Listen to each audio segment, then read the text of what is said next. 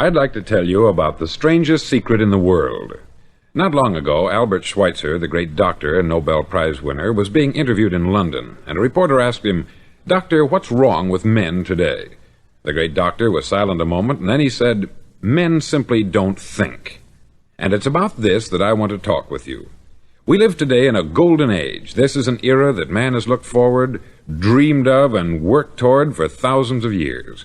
But since it's here, we pretty well take it for granted. We in America are particularly fortunate to live in the richest land that ever existed on the face of the earth, a land of abundant opportunity for everyone.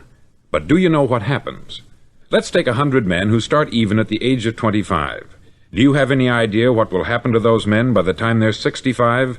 These 100 men who all start even at the age of 25 believe they're going to be successful.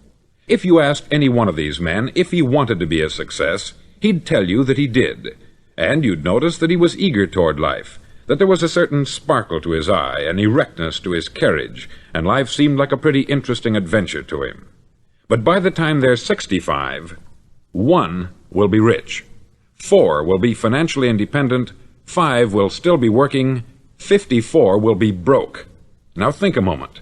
Out of the 100, only 5 make the grade.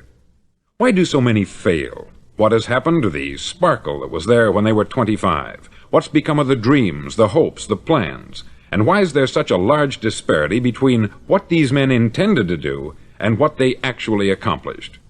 When we say about 5% achieve success, we have to define success. And here's the definition. Success is the progressive realization of a worthy ideal.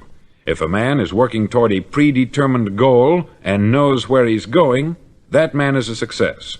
If he's not doing that, he's a failure. Success is the progressive realization of a worthy ideal.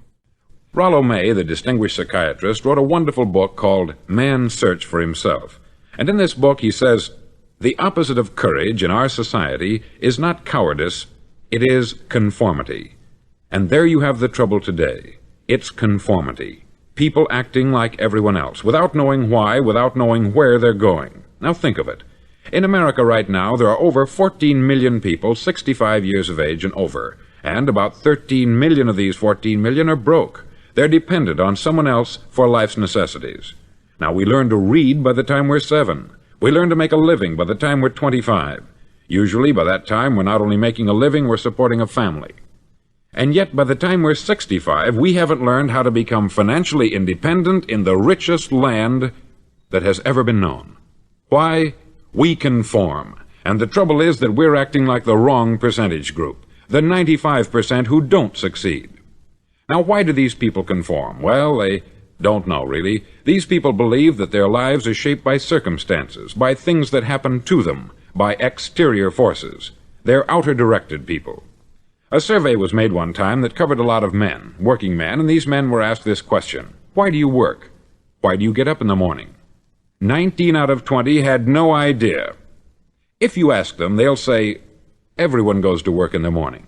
And that's the reason they do it, because everyone else is doing it. Now let's get back to our definition of success. Who succeeds? The only man who succeeds is the man who is progressively realizing a worthy ideal. He's the man who says, I'm going to become this, and then begins to work toward that goal. I'll tell you who the successful people are. A success is the school teacher who's teaching school because that's what she wanted to do. The success is the woman who's a wife and mother because she wanted to become a wife and mother and is doing a good job of it. The success is the man who runs the corner gas station because that's what he wanted to do. The success is the successful salesman who wants to become a top-notch salesman and grow and build with his organization. A success is anyone who is doing deliberately a predetermined job because that's what he decided to do deliberately. But only 1 out of 20 does that. That's why today there isn't really any competition, unless we make it for ourselves. Instead of competing, all we have to do is create. Now, for 20 years, I looked for the key which would determine what would happen to a human being. Was there a key, I wanted to know, which would make the future a promise that we could foretell to a large extent? Was there a key that would guarantee a person's becoming successful if he only knew about it and knew how to use it? Well, there is such a key, and I've found it. Have you ever wondered why so many men work so hard and honestly without ever achieving anything in particular, and others don't seem to work hard and yet seem to get everything? They have the magic touch. You've heard them say that about someone. Everything he touches turns to gold. And have you ever noticed that a man who becomes successful tends to continue to become successful, and on the other hand, have you noticed how a man who is a failure tends to continue to fail? It's because of goals. Some of us have them, some don't. People with goals succeed because they know where they're going. Now think of a ship leaving a harbor, and think of it with the complete voyage mapped out and planned. The captain and crew know exactly where it's going and how long it will take. It has a definite goal. 9,999 times out of 10,000 it will get to where it started out to get. Now let's take another ship, just like the first, only let's not put a crew on it, or a captain at the helm. Let's give it no aiming point, no goal, no destination. We just start the engines and let it go. I think you'll agree with me that if it gets out of the harbor at all, it will either sink or wind up on some deserted beach a derelict. It can't go any place because it has no destination and no guidance. It's the same with a human being. Take the salesman, for example. There is no other person in the world today with the future of a good salesman. Selling is the world's highest paid profession, if we're good at it, and if we know where we're going. Every company needs top-notch salesmen, and they reward those men. The sky is the limit for them. But how many can you find? Someone once said, the human race is fixed, not to prevent the strong from winning, but to prevent the weak from losing. The American economy today can be likened to a convoy in time of war. The entire economy is slowed down to protect its weakest link, just as the convoy had to go at the speed that would permit its slowest vessel to remain in formation. That's why it's so easy to make a living today. It takes no particular brains or talent to make a living and support a family today, so we have a plateau of so-called security, if that's what a person's looking for. But we do have to decide how high above this plateau we want to aim for. Now let's get back to the strangest secret in the world, the story that I wanted to tell you today. Why do men with goals succeed in life, and men without them fail? Well, let me tell you something which, if you really understand it, will alter your life immediately. If you understand completely what I'm going to tell you from this moment on, your life will never be the same again. You'll suddenly find that good luck just seems to be attracted to you.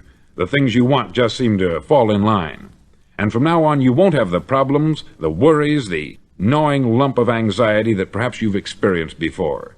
Doubt, fear, well, they'll be things of the past.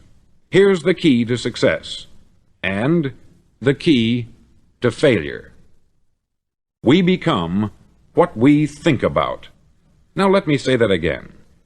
We become what we think about. Throughout all history, the great wise men and teachers, philosophers and prophets have disagreed with one another on many different things. It is only on this one point that they are in complete and unanimous agreement. Listen to what Marcus Aurelius, the great Roman emperor, said. He said, "A man's life is what his thoughts make of it." Disraeli said this, "Everything comes if a man will only wait. I have brought myself by long meditation to the conviction that a human being with a settled purpose must accomplish it, and that nothing can resist a will that will stake even existence for its fulfillment." Ralph Waldo Emerson said this, "A man is what he thinks about all day long." William James said, "The greatest discovery of my generation is that human beings can alter their lives by altering their attitudes of mind." And he also said, "We need only in cold blood act as if the thing in question were real, and it will become infallibly real by growing into such a connection with our life that it will become real. It will become so knit with habit and emotion that our interest in it will be those which characterize belief." He also said this, "If you only care enough for a result, you will almost certainly attain it. If you wish to be rich, you will be rich. If you wish to be learned, you will be learned. If you wish to be good, you will be good.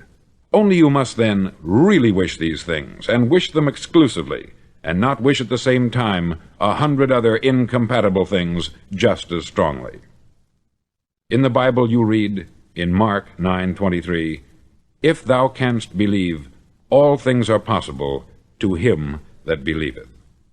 Dr. Norman Vincent Peale said this, "This is one of the greatest laws in the universe. Fervently do I wish I had discovered it as a very young man. It dawned upon me much later in life, and I've found it to be one of the greatest, if not my greatest discovery, outside of my relationship to God. And the great law, briefly and simply stated, is that if you think in negative terms, you'll get negative results. If you think in positive terms, you will achieve positive results. That is the simple fact which is at the basis of an astonishing law of prosperity and success. In 3 words, believe and succeed. William Shakespeare put it this way: "Our doubts are traitors, and make us lose the good we oft might win, by fearing to attempt." George Bernard Shaw said, "People are always blaming their circumstances for what they are. I don't believe in circumstances. The people who get on in this world are the people who get up and look for the circumstances they want, and if they can't find them, make them." Well, it's pretty apparent, isn't it? And every person who discovered this for a while believed that he was the first one to work it out. We become what we think about. Now, it stands to reason that a person who's thinking about a concrete and worthwhile goal is going to reach it, because that's what he's thinking about. And we become what we think about. Conversely, the man who has no goal, who doesn't know where he's going, and whose thoughts must therefore be thoughts of confusion and anxiety and fear and worry, becomes what he thinks about. His life becomes one of frustration, fear, anxiety, and worry. And if he thinks about nothing, he becomes nothing. Now, how does it work? Why do we become what we think about? Well, I'll tell you how it works as far as we know. Now, to do this, I want to tell you about a situation that parallels the human mind. Suppose a farmer has some land, and it's good, fertile land. Now, the land gives the farmer a choice. He may plant in that land whatever he chooses. The land doesn't care. It's up to the farmer to make the decision. Now, remember, we're comparing the human mind with the land, because the mind, like the land, doesn't care what you plant in it. It will return what you plant, but it doesn't care what you plant. Now, let's say that the farmer has 2 seeds in his hand. One is a seed of corn, the other is nightshade, a deadly poison. He digs 2 little holes in the earth, and he plants both seeds, one corn, the other nightshade. He covers up the holes, waters, and takes care of the land, and what will happen? Invariably, the land will return what is planted. As it's written in the Bible, "As ye sow, so shall ye reap." Remember, the land doesn't care. It will return poison in just as wonderful abundance as it will corn. So up come the 2 plants, one corn, one poison. Now, the human mind is far more fertile, far more incredible and mysterious than the land, but it works the same way. It doesn't care what we plant. Success, failure. A concrete, worthwhile goal, or confusion, misunderstanding, fear, anxiety, and so on. But what we plant, it will return to us. You see, the human mind is the last great unexplored continent on the earth. It contains riches beyond our wildest dreams. It will return anything we want to plant. Now, you might say, well, if that's true, why don't people use their minds more? Well, I think they've figured out an answer to that, too.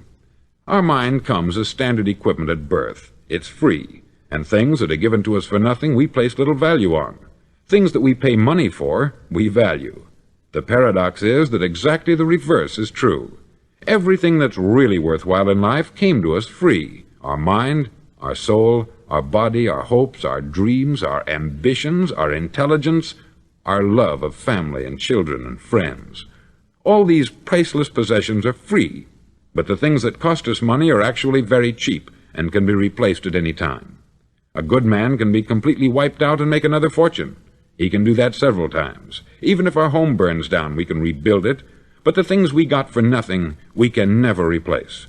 The human mind isn't used merely because we take it for granted. Familiarity breeds contempt.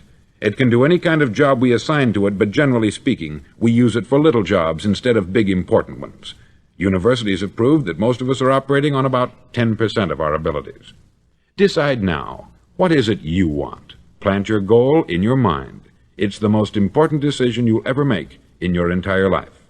Do you want to be an outstanding salesman, a better worker at your particular job? Do you want to go places in your company, in your community? All you've got to do is plant that seed in your mind. Care for it. Work steadily toward your goal, and it will become a reality. It not only will, there's no way that it cannot. You see, that is a law, like the laws of Sir Isaac Newton, the laws of gravity. If you get on top of a building and jump off, you'll always go down. You'll never go up. And it's the same with all the other laws of nature. They always work. They're inflexible. Think about your goal in a relaxed, positive way. Picture yourself in your mind's eye as having already achieved this goal. See yourself doing the things you will be doing when you've reached your goal. Ours has been called the phenobarbital age, the age of ulcers and nervous breakdowns. At a time when medical research has raised us to a new plateau of good health and longevity, far too many of us worry ourselves into an early grave trying to cope with things in our own little personal ways, without learning a few great laws that will take care of everything for us. These things we bring on ourselves through our habitual way of thinking. Every one of us is the sum total of his own thoughts. He is where he is because that is exactly where he really wants to be, whether he'll admit that or not. Each of us must live off the fruit of his thoughts in the future, because what you think today and tomorrow, next month and next year, will mold your life and determine your future. You're guided by your mind. I remember one time I was driving through Arizona and I saw one of those giant earth-moving machines roaring along the road at about 35 miles an hour with what looked like 20 tons of dirt in it, a tremendous, incredible machine, and there was a little man perched way up on top with the wheel in his hands guiding it. And as I drove along, I was struck by the similarity of that machine to the human mind. Just suppose you're sitting at the controls of such a vast source of energy. Are you going to sit back and fold your arms and let it run itself into a ditch? Or are you going to keep both hands firmly on the wheel and control and direct this power to a specific, worthwhile purpose? It's up to you.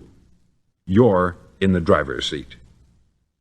You see, the very law that gives us success is a two-edged sword. We must control our thinking. The same rule that can lead a man to a life of success, wealth, happiness, and all the things he's ever dreamed of for himself and his family, that very same law can lead him into the gutter. It's all in how he uses it, for good or for bad. This is the strangest secret in the world. Now, why do I say it's strange, and why do I call it a secret? Actually, it isn't a secret at all. It was first promulgated by some of the earliest wise men, and it appears again and again throughout the Bible. But very few people have learned it, understand it. That's why it's strange, and why, for some equally strange reason, it virtually remains a secret. I believe that you could go out and walk down the main street of your town and ask one man after another what the secret of success is, and you probably wouldn't run into one man in a month who could tell you. Now, this information is enormously valuable to us, if we really understand it and apply it. It's valuable to us not only for our own lives, but the lives of those around us, our family, employees, associates, and friends.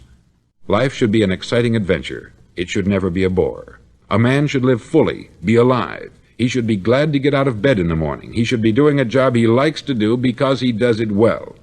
One time I heard Grove Patterson make a speech, the editor-in-chief of the Toledo Daily Blade, and as he concluded his speech, he said something that I've never forgotten. He said something like this: "My years in the newspaper business have convinced me of several things, among them that people are basically good, and that we came from someplace, and we're going someplace. So we should make our time here an exciting adventure. The architect of the universe didn't build a stairway leading nowhere." And the greatest teacher of all, the carpenter from the plains of Galilee, gave us the secret time and time again. "As ye believe, so shall it be done unto you." I've explained the strangest secret in the world and how it works. Now I want to explain how you can prove to yourself the enormous returns possible in your own life by putting this secret to a practical test. I want you to make a test that will last 30 days. Now, it isn't going to be easy. If you'll give it a good try, it will completely change your life for the better. Back in the 17th century, Sir Isaac Newton, the English mathematician and natural philosopher, gave us some natural laws of physics which apply as much to human beings as they do to the movement of bodies in the universe. Now, one of these laws is that for every action, there is an equal and opposite reaction. Simply stated, as it applies to you and me, it means we can achieve nothing without paying the price. The results of your 30-day experiment will be in direct proportion to the effort you put forth. To be a doctor, you must pay the price of long years of difficult study.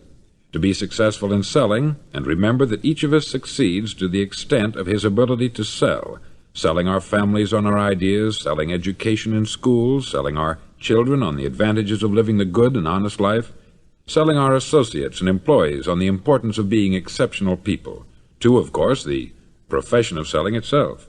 But to be successful in selling our way to the good life, we must be willing to pay the price. Now, what is that price? Well, it's many things. First, it's understanding emotionally, as well as intellectually, that we literally become what we think about, that we must control our thoughts if we're to control our lives. It's understanding fully that, as ye sow, so shall ye reap. Secondly, it's cutting away all the fetters from the mind and permitting it to soar as it was divinely designed to do. It's the realization that your limitations are self-imposed, and that the opportunities for you today are enormous beyond belief. It's rising above narrow-minded pettiness and prejudice. Thirdly, to use all your courage to force yourself to think positively on your own problem, to set a definite and clearly defined goal for yourself, to let your marvelous mind think about your goal from all possible angles, to let your imagination speculate freely upon many different possible solutions, to refuse to believe there are any circumstances sufficiently strong to defeat you in the accomplishment of your purpose, to act promptly and decisively when your course is clear, and to keep constantly aware of the fact that you are, at this moment, standing in the middle of your own acre of diamonds, as Russell Conwell used to point out.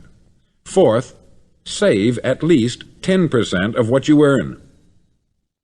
It's also remembering that no matter what your present job, it has enormous possibilities if you're willing to pay the price.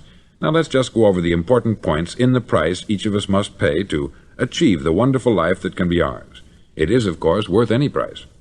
1. You will become what you think about. 2. Remember the word imagination. Let your mind soar. 3. Courage.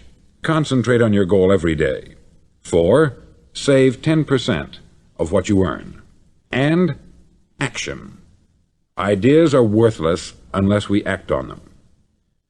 Now I'll try to outline the 30-day test I want you to make. Now keep in mind that you have nothing to lose by making this test, and everything you could possibly want to gain. There are two things that may be said of everyone. Each of us wants something, and each of us is afraid of something. I want you to write on a card what it is you want more than anything else. It may be more money. Perhaps you'd like to double your income or make a specific amount of money. It may be a beautiful home. It may be success at your job. It may be a particular position in life. It could be a more harmonious family. Each of us wants something. Write down on your card specifically what it is that you want. Make sure it's a single goal and clearly defined. You needn't show it to anyone, but carry it with you so that you can look at it several times a day.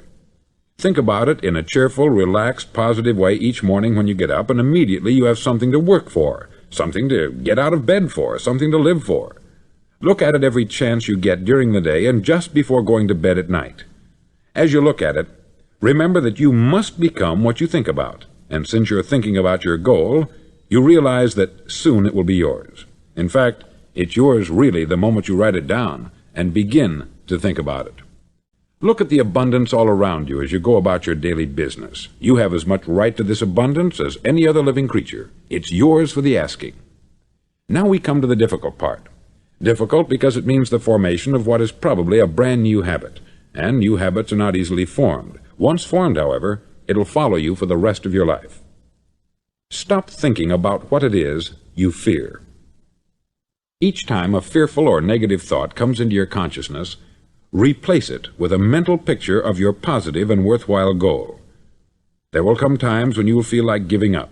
It's easier for a human being to think negatively than positively. That's why only 5% is successful. You must begin now to place yourself in that group. For 30 days, you must take control of your mind. It will think only about what you permit it to think. Each day for this 30-day test, do more than you have to do. In addition to maintaining a cheerful, positive outlook, give of yourself more than you've ever done before. Do this knowing that your returns in life must be in direct proportion to what you give. The moment you decide on a goal to work toward, you're immediately a successful person. You're then in that rare and successful category of people who know where they're going. Out of every 100 people, you belong to the top 5. Don't concern yourself too much with how you're going to achieve your goal. Leave that completely to a power greater than yourself. All you have to do is know where you're going. The answers will come to you of their own accord. Remember these words from the Sermon on the Mount, and remember them well. Keep them constantly before you this month of your test. Ask, and it shall be given you. Seek, and ye shall find. Knock, and it shall be opened unto you. For every one that asketh receiveth, and he that seeketh findeth, and to him that knocketh it shall be opened. It's as marvelous and as simple as that. In fact, it's so simple that in our seemingly complicated world it's difficult for an adult to understand that all he needs is a purpose and faith. For 30 days, do your best.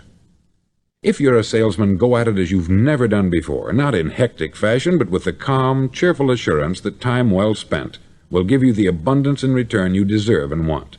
No matter what your job, do it as you've never done it before for 30 days. And if you've kept your goal before you every day, you'll wonder and marvel at this new life you've found. Dorothea Brand, outstanding editor and writer, discovered it for herself and tells about it in her fine book, Wake Up and Live. Her entire philosophy is reduced to the words, act as though it were impossible to fail. She made her own test with sincerity and faith, and her entire life was changed to one of overwhelming success. Now you make your test for 30 full days. Don't start your test until you've made up your mind to stick with it. You see, by being persistent, you're demonstrating faith. Persistence is simply another word for faith. If you didn't have faith, you would never persist. If you should fail during your first 30 days, by that I mean suddenly find yourself overwhelmed by negative thoughts, you've got to start over again from that point and go 30 more days. Gradually your new habit will form until you find yourself one of that wonderful minority to whom virtually nothing is impossible. Don't forget the card. It's vitally important as you begin this new way of living. On one side of the card, write your goal, whatever it may be. On the other side, write the words we've quoted from the Sermon on the Mount. Ask, and it shall be given you. Seek, and ye shall find. Knock, and it shall be opened unto you. Nothing great was ever accomplished without inspiration. See that during these crucial first 30 days, your own inspiration is kept at a peak. Above all, don't worry. Worry brings fear, and fear is crippling. The only thing that can cause you to worry during your test is trying to do it all yourself. Know that all you have to do is hold your goal before you. Everything else will take care of itself. Remember also to keep calm and cheerful. Don't let petty things annoy you and get you off course. Now, since making this test is difficult, some may say, well, why should I bother? Well, look at the alternative. No one wants to be a failure. No one really wants to be a mediocre individual. No one wants a life constantly filled with worry, fear, and frustration. Therefore, remember that you must reap that which you sow. If you sow negative thoughts, your life will be filled with negative things. If you sow positive thoughts, your life will be cheerful, successful, and positive. Now, gradually, you will have a tendency to forget what you've heard on this record. Play it often. Keep reminding yourself of what you must do to form this new habit. Gather your whole family about and listen to what's been said here at regular intervals. You know, most men will tell you that they want to make money without understanding the law. The only people who make money work in the mint. The rest of us must earn money. This is what causes those who keep looking for something for nothing or a free ride to fail in life. The only way to earn money is by providing people with services or products which are needed and useful. We exchange our product or service for the other man's money. Therefore, the law is that our financial return will be in direct proportion to our service. Success is not the result of making money. Making money is the result of success, and success is in direct proportion to our service. Most people have this law backwards. They believe that you're successful if you earn a lot of money. The truth is that you can only earn money after you're successful. It's like the story of the man who sat in front of the stove and said to it, "Give me heat, and then I'll add the wood." How many men and women do you know, or do you suppose there are today, who take the same attitude toward life? There are millions. We've got to put the fuel in before we can expect heat. Likewise, we've got to be of service first before we can expect money. Don't concern yourself with the money. Be of service. Build, work, dream, create. Do this, and you'll find there's no limit to the prosperity and abundance that will come to you. Prosperity is founded upon a law of mutual exchange. Any person who contributes to prosperity must prosper in turn himself. Sometimes the return will not come from those you serve, but it must come to you from someplace, for that is the law. For every action, there is an equal and opposite reaction. As you go daily through your 30-day test period, remember that your success will always be measured by the quality and quantity of service you render, and money is a yardstick for measuring this service. No man can get rich himself unless he enriches others. There are no exceptions to a law. You can drive down any street in America and from your car estimate the service that's being rendered by the people living on that street. Had you ever thought of this yardstick before? It's interesting. Some, like ministers and priests and other devoted people, measure their returns in the realm of the spiritual, but again, their returns are equal to their service. Once this law is fully understood, any thinking person can tell his own fortune. If he wants more, he must be of more service to those from whom he receives his return. If he wants less, he has only to reduce this service. This is the price you must pay for what you want. If you believe you can enrich yourself by deluding others, you can only end by deluding yourself. It may take some time, but just as surely as you breathe, you'll get back what you put out.